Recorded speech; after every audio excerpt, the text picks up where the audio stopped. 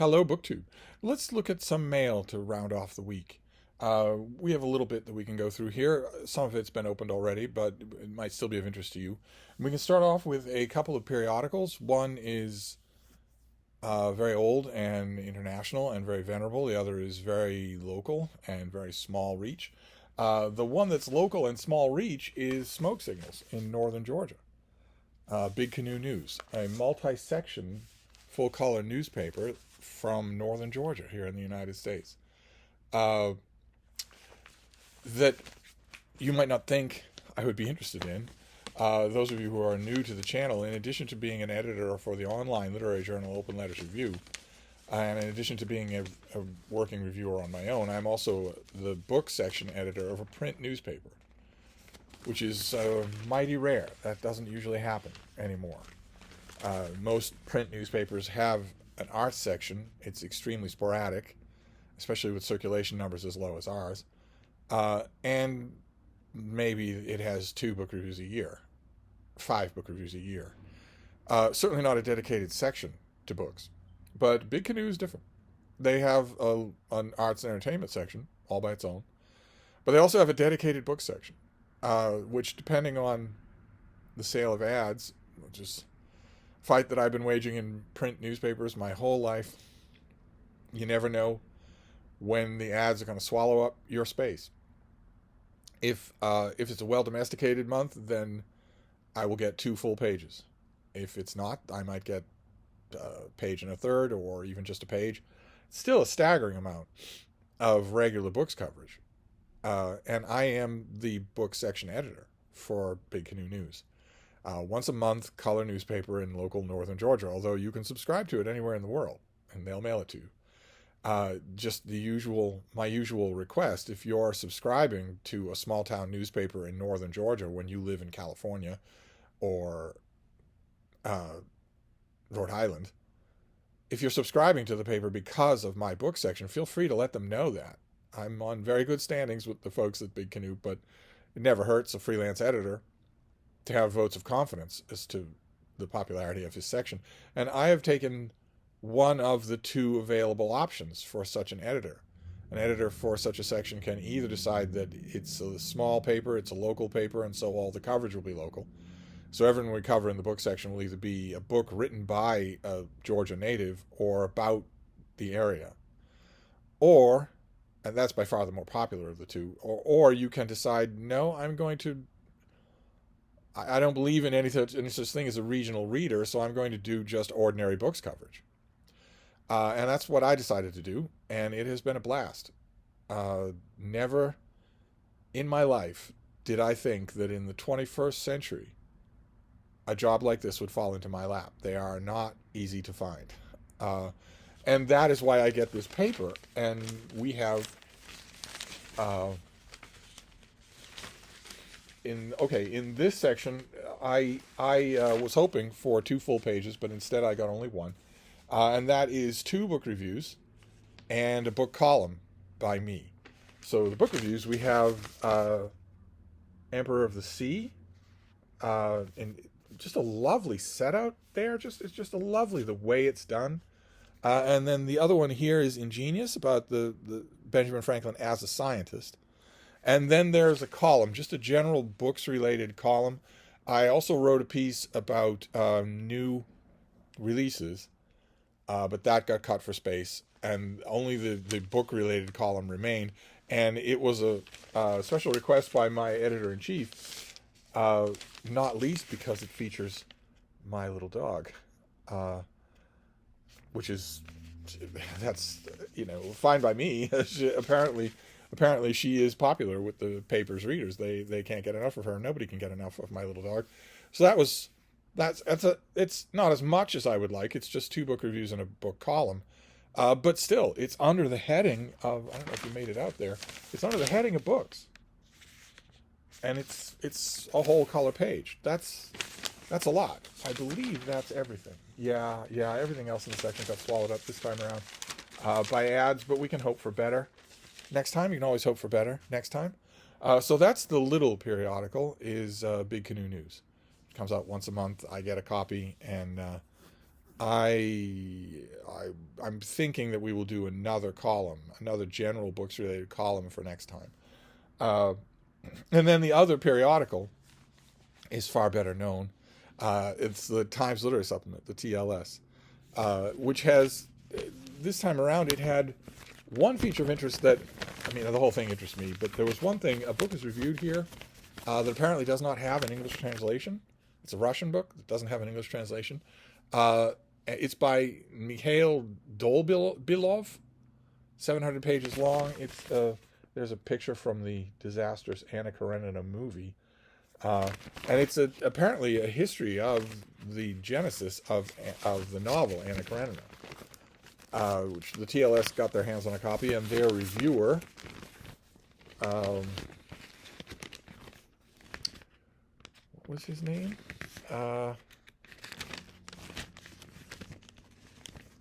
Okay, well, that's not going to happen because I've completely lost the sections. But their reviewer, let me see if he's in the table of contents. He should be. Eric Naiman, Naiman, must have reviewed it from the Russian. Good for him. I can't do that. So I'm now hoping that the book gets an English language translation. And then the other thing that was of interest to me is just a question that I have for you. There's a piece in the back here about Samuel Johnson's, a restoration of Samuel Johnson's traveling desk, the little portmanteau that he used to write when he was traveling. And there's mention also of Jane Austen's traveling desk. And there's a picture of the one used by Wilkie Collins. See, there you've got the recessed compartment there with notebooks and billet-doux and whatnot. You've got a little slot here that you would add in for pens and nibs. You've got a cover that folds over to make the space where you can put this in your lap and write on it and whatnot. But you've got all this stuff on the inside that you might need when you're writing. And I wondered, as soon as I saw that, if you use a writing desk or ever did. I had one for a while, a battered old thing that I don't think I have anymore. I think it fell apart. I don't know that I would use one now. I have a laptop computer, so I don't know that I would ever need a setup like this.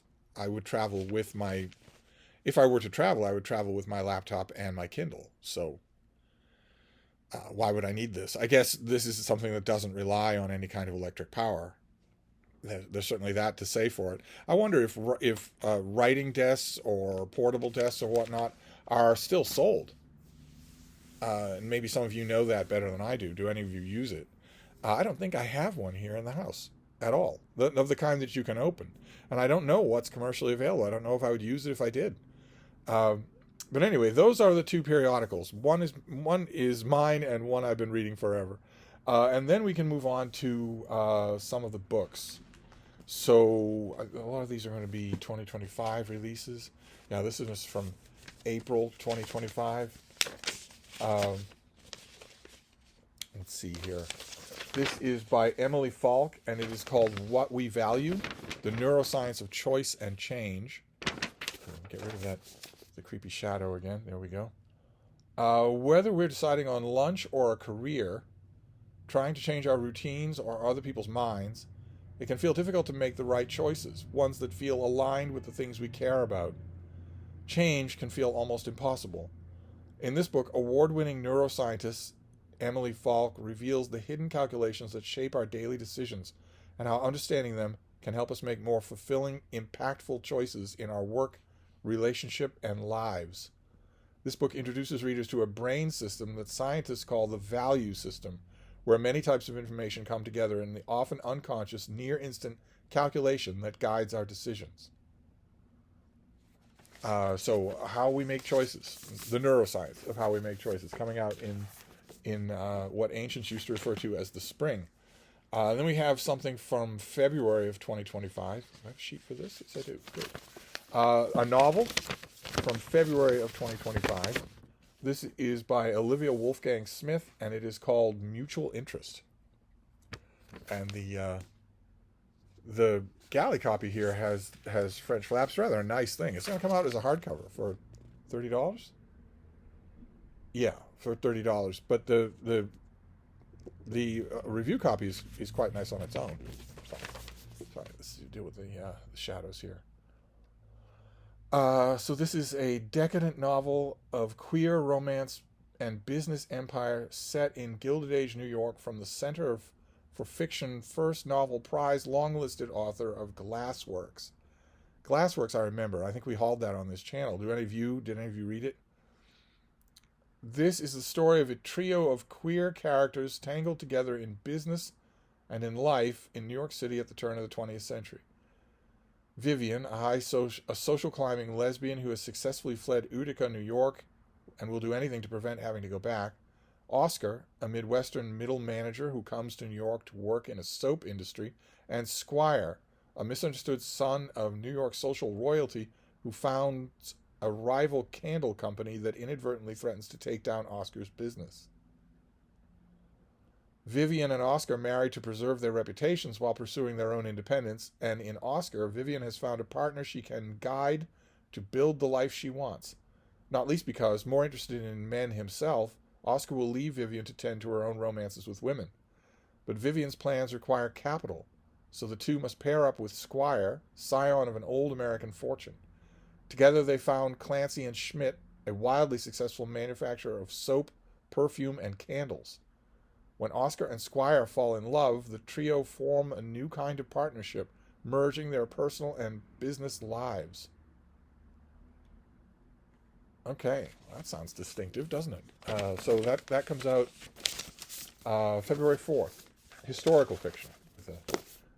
I don't know if the cover will be this gaudy purple. No idea. Then we have the finished copy of something that we've already seen on this channel. I don't think I have a sheet for this. No, I don't. But we can read the dust jacket copy. This is by Amedeo Feniello, translated by Anthony Sugar, and it's called Naples 1343. This is the finished copy. Subtitle is The Unexpected Origins of the Mafia. And so we're told in 1543 there is a famine in Naples. After nightfall, a Genoese ship loaded with wheat is attacked by members of two local clans, who brutally kill several sailors and their captain.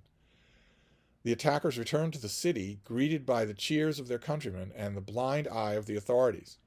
The Republic of Genoa presented the Kingdom of Naples with a formal protest against the incident, but in a historical document of great importance today, King Charles I of Anjou admitted he did not control his own city, that the true rulers of Naples were the family. The purpose of this book is not to retrace the birth of the Camorra through the traditional roads of ethnology, anthropology, sociology, or even folklore for the umpteenth time. The author takes a new route through a number of previously unstudied elements and makes a unique observation. These families of Naples were in power at the time of the birth of the Angevin Kingdom of Naples, one of the first European nation-states. They would have been leaders of the new state, actively participating in the business of the royal family and serving as a new class of directors, officers, and bureaucrats. Okay, I'm immediately drawn to the verb tense there. They would have been leaders of the new state. Right, but were they? Why didn't you say they were leaders of the new state? Why do you say they would have been? Because it makes sense? Because it's a strong inference? Or are their names on documents? It'd be interesting either way, but if their names aren't on documents, that would have is going to be fatal. So who is the author when he's at home? Teaches medieval history at the University of Aquila in Italy. Has taught and conducted research at the EHESS in Paris and in Northwestern University in Evanston, Illinois. And this is his first book to appear in English. Thanks to Anthony Sugar, who, if you know translations, he is a prolific translator. We saw the advanced copy of this. I haven't got to it yet, so I'll put it on the pile. And then we have I thought I'd grab a package that hasn't been opened yet just to preserve that. So we've got one package here to look at. Oddly shaped thing, whatever it is. It's long. What is this? Oh my. Oh, goodness gracious. Oh. Okay. All right. I don't have any kind of a sheet for this. I'm assuming this is out already. This is Memories of Distant Mountains, illustrated notebooks from 2009 to 2022 by Orhan Pamuk. And it is a taller book. It is taller and thinner. It's a very distinctive thing. No dust jacket, just a naked hardcover. And what it is the actual notebook pages with running commentary by Pamuk. Is that right? Look at that. Incredible. What an amazing thing.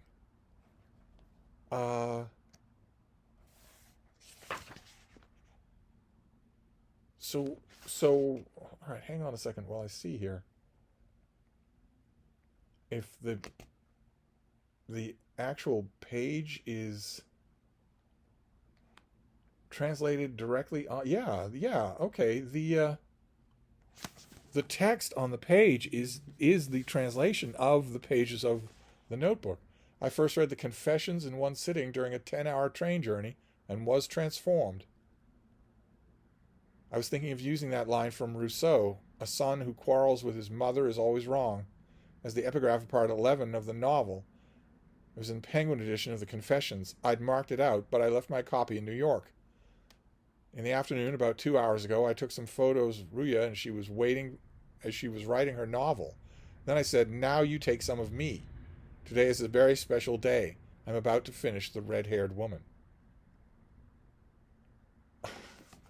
Okay, so that is everything up to here. That is everything up to here. And then this is the rest of this page. And then this is the top part of here, and this is the bottom part of that. How fascinating. With Pamuk's illustrations all throughout. He kept an illustrated notebook crammed to the borders with writing. Isn't that fascinating? Look at this. He draws a picture here, but he fills the road with words. That is fascinating. And the translation follows the shape of that. That is great. What a huge amount of work went into making this. I wonder when this comes out. Oh, how incredible. Do we have any kind of a... It's translated from the Turkish by Ekin Oklap. Any kind of a description at all? No, it just jumps right into the illustrated notebooks. Look at that. Just amazing. Okay. Well, we'll read the back here because this is going to be a $40 hardcover. For many years, Orhan Pamuk has kept a record of his daily thoughts and observations, entering them in notebooks and illustrating them with his own paintings. Here he combines selections from those notebooks into one volume. He writes about his travels around the world, his family, his writing process, and his thoughts about the impressions of his native Turkey. He also charts the seeds of his novels and the ways they place his visits and peoples he encounters inspire his work. Intertwined with his writings are the vibrant paintings of the landscape that surround and inspire him. This book is an invitation to Pamuk's inner world and a fascinating, intimate encounter with the art, culture, and charged political currents that have shaped one of literature's most important voices. How incredible. Okay, great. Well, this goes on the reading for tonight. All right, I don't know that I knew this was coming. So we have the illustrated notebooks of Orhan Pamuk. We have Naples 1343, when the family took over the governing of the city.